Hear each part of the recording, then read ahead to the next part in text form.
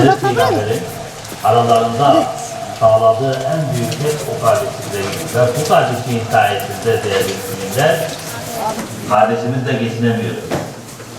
Köydeki insan bir avuç toprak, bir karış topraktır, birbirine zarar veriyor.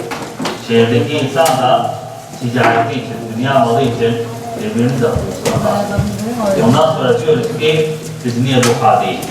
Değerli müminler, kardeş akrabaları, Müslüman olmayan akrabaları arasında Hazreti Peygamber idare halifi tutuyordu radıyallahu anh. Çünkü İslam kardeşliği soydan soyuna camide, aynı mescitte, omuz omuza, yan yana beraber ibadet eder.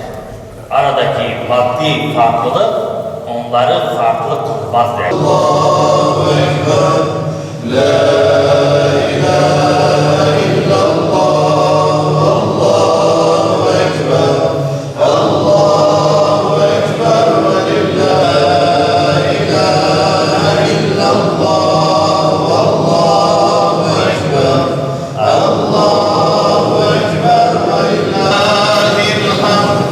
Allahu Ekber, Allahu Ekber, Allahu Ekber, la ilahe illallah, Allahu Ekber, Allahu Ekber ve lillahil hamd.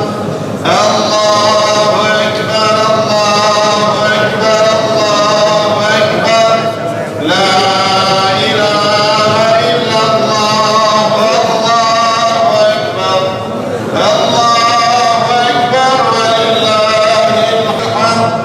Allahu Ekber, Allahu Ekber, Allahu Ekber, la ilahe illallah, Allahu Ekber ve lillahil hamd.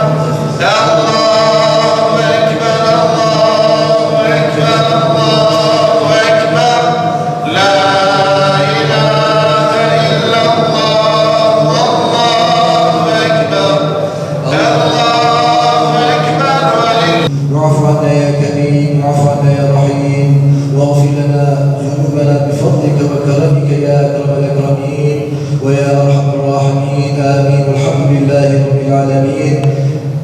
Ramazan ayını geçirdik. Başı rahmet, kurtası mağfiret, sonu cehennem azabından kurtulmuş olan Ramazan bayramından inşallah ümmeti Muhammed layıkıyla istifade etmiştir. Bizleri bayrama kavuşturan Allah'a bir kez daha hamd ediyoruz. Fakat bayramı buruk yaşıyoruz.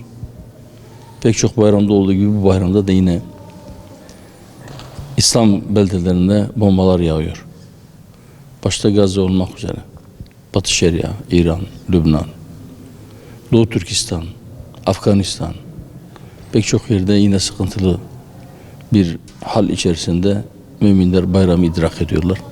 Hep söyledik, bir kez daha söylüyoruz. Siyonizm gerçekten bütün ümmetin, hatta bütün insanlığın başına beladır. Bölge barışının önündeki en büyük engeldir. Dünya barışına yönelmiş en büyük tehdittir. Ve maalesef Siyonizm gücünü bizim dağınıklığımızdan almaktadır. Belki birleştirici olması gereken, bütün ayrılıkların, farklılıkların bir kenara bırakılması gereken bayram günlerinden bile hala daha mezhep farklılığı ya da etnik farklılıklar yüzünden insanlar birbirine sırt çevirebiliyorsa bu halde uzun bir süre devam edecek gibi görünüyor. Korkarım ki bu hal, yani bu dağınıklık birbirine uzak durma, birbirine sırt çevirme devam ettiği müddetçe de bu zulümler devam edecek. Ben temenni ediyorum ki bu Ramazan İslam ümmetinin birbirine sırt döndüğü, birbirine uzaklaştığı ya da fitne kazanlarının kaynatıldığı son Ramazan olsun. İnşallah bir daha önümüzdeki Kurban Bayramı ya da ondan sonraki Ramazan bayramlarında vahdetini sağlamış, ittihad etmiş, bir araya gelmiş ve ortak düşmanlara karşı birlikte hareket edebilen bir bayrama uyanalım. Ümmet bayramı bu şekilde kutlasın diye temenni ediyorum.